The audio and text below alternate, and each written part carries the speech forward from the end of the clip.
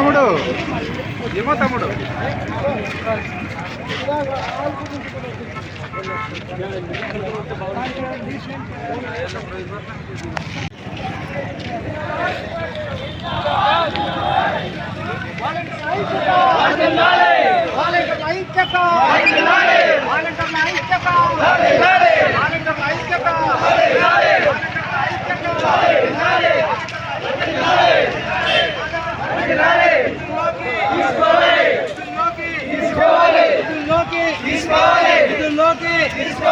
ఎన్నికల హామీని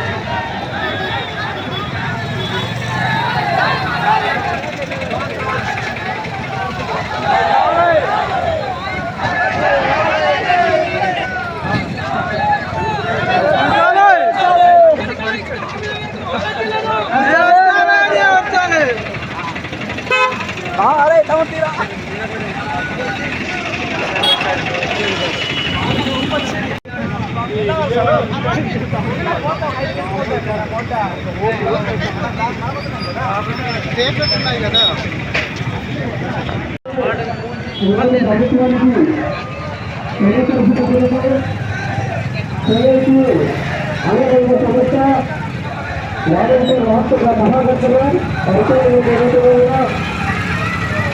ప్రతి ఒక్క నిరుద్యోగులు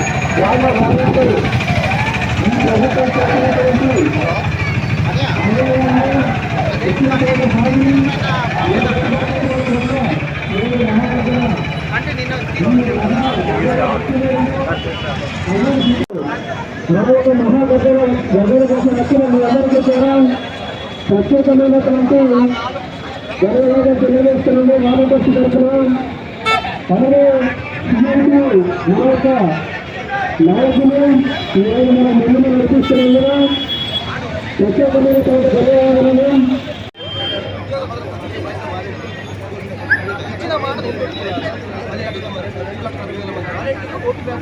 మొదలుపెట్టి ఈరోజు రాష్ట్రంలో వాలంటీర్ అని జీవో లేదు. ఆ జీవోని ఒక పూర్తిగా చూస్తే ఈ ప్రభుత్వం వారి నిరుద్యోగులు తీసుకోవడం ఎంత న్యాయం? అలా ఒక జీవో లేదు అనుకుందాం. చంద్రబాబు నాయుడు గారు చెప్పినట్టు జగన్మోహన్ రెడ్డి గారు జీవో ఇవ్వకపోతే చంద్రబాబు నాయుడు గారు పని ఏంటి? ప్రజలు ఎందుకు అనుకున్నారు? అసెంబ్లీ ఎందుకు చట్టం చేయండి, జీవో ఇవ్వండి. రాత్రి మెడికల్ కాలేజీలో జీవోని రద్దు చేశారు. అటువంటిప్పుడు ఈ జీవోని ఇవ్వలేదా? వాలంటీర్ల జీతం అంత భారమా? 5,000 రూపాయలు రాష్ట్ర ప్రజానికి ఎంత భారం? ఈరోజు అమరావతిలో జంగిల్ క్లియరెన్స్కి మీకు పెట్టిన బిల్లులన్నీ ఎన్నిసార్లు మీరు మొక్కలు తీసుకొచ్చారు? ఎన్నిసార్లు చేశారు? ఆ బిల్లు శ్వేతపత్రం రిలీజ్ చేసే దమ్ము ధైర్యం ప్రభుత్వానికి వాటికన్నా మా జీతం ఇచ్చా ఈ రాష్ట్రంలో 5,000 కంటే తక్కువగా ఉన్న ఉద్యోగస్తులు ఎవరైనా ఉన్నారా? అయినా ఎందుకు చేశారు తెలుసా? సొంత గ్రామానికి, దేశానికి, రాష్ట్రానికి సేవ చేసినందుకు 5,000 ఇచ్చినా ఆ పేరు బాగుంటుంది. ప్రతి ఊర్లో మనం ఉదాహరణ మీరే ఉన్నారు, మీ ఇంటికి ఒక వాలంటీర్ ఉన్నాడు, మా అన్న బాబాయ్ రిలేషన్ లోకల్ వాళ్ళకి సేవ చేస్తాము. ఆ సేవా వృత్తికి మాకు ఒక ప్రభుత్వానికి 5,000 మేము ఉద్యోగంలో ఉన్నాము. మా బతుకులు బాగుపడితే ఈరోజు 5,000 అది 10,000 అవ్వచ్చు, 15,000 అవ్వచ్చు, 20,000 అవుతాయని మేము వచ్చాము. అలా వచ్చిన వాళ్ళని మీరు మమ్మల్ని అనేక హామీలు కురిపించి ఉన్న ప్రభుత్వాన్ని 11 సీట్లకి పరిమితం చేసింది మీ దొంగ హామీ. వాస్తవం చెప్పాలంటే వాలంటీర్ వ్యవస్థే కాదండి ఈ కూటమి ప్రభుత్వం ప్రజల్ని కూడా మోసం చేసింది. అనేక పథకాలు చెప్పింది. ఇందులో అమలు చేసిన పథకాలు ఏమైనా ఉన్నాయా?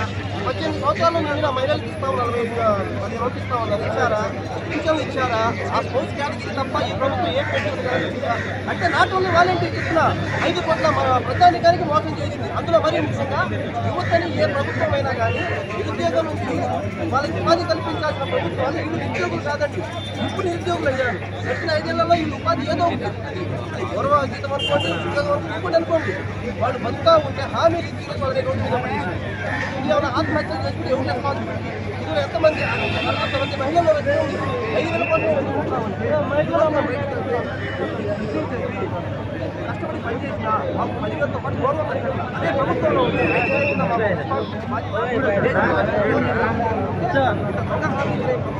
వాలంటీర్ యూనియన్ సిఐటి ఆధ్వర్యంలో అరకివేలిలో రాష్ట్ర స్థాయి మహాగర్జన అనేది ఈరోజు జరుగుతోంది.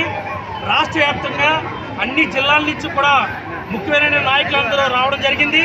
అల్లూరు సీతారామరాజు జిల్లాలో మొత్తం అన్ని మండలాల నుంచి కూడా చాలామంది పెద్ద ఎత్తున వాలంటీర్లు హాజరవడం జరిగింది. ముఖ్యంగా ఇదే ప్రధాన డిమాండ్.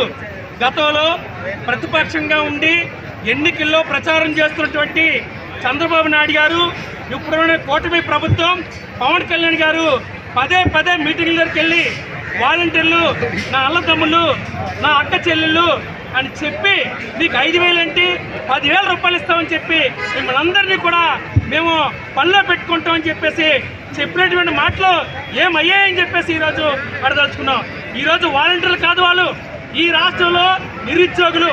మరి నిరుద్యోగుల సమస్యలు పరిష్కారం చేస్తాం అని చెప్పేసి చెప్పిన పెద్ద మనిషి నిరుద్యోగుల్ని రోడ్డు మీద పడేస్తామని చెప్పేసి ఈరోజు అడగదలుచుకున్నాం. పదే ఉపన్యాసాలు చెప్తారు కదా, మేమేమైనా అడిగామా 10,000? నువ్వే చెప్పావు 10,000 రూపాయలు ఇస్తామని చెప్పేసి చెప్పడం జరిగింది. పైగా గత ప్రభుత్వం వైసీపీ మీద తోసేసావు.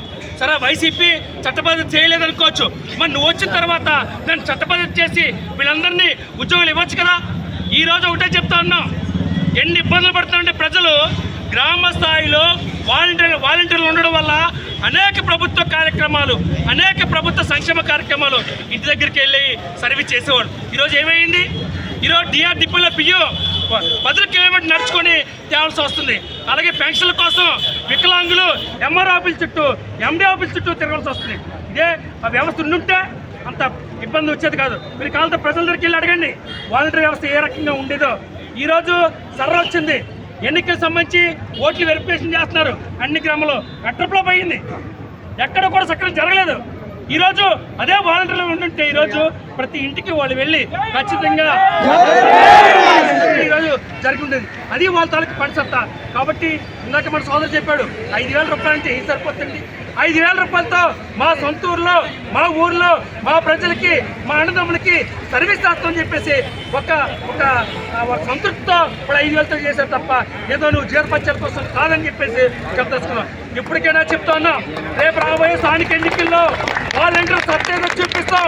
ఈ ప్రభుత్వంతో తాడో పేడ తేల్చుకుంటూ రేపు వచ్చే అసెంబ్లీ సమావేశాల్లో విజయవాడ కేంద్రంగా పెద్ద ఎత్తున ఉద్యమానికి సన్నద్ధం అవుతున్నాం.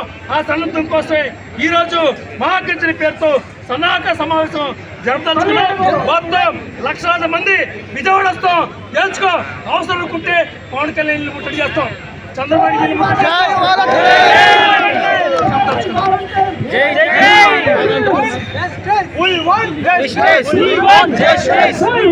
ముఖ్యంగా మన వ్యవస్థ ప్రజల వ్యవస్థ కావాలంటే అల్లూరు జిల్లాకే కావాలి అయితే కోరుకుంటున్నాను. ఎందుకంటే మా అల్లూరు జిల్లా పోరాటం వద్ద ఖచ్చితంగా నాకు నమ్మకం ఉంది.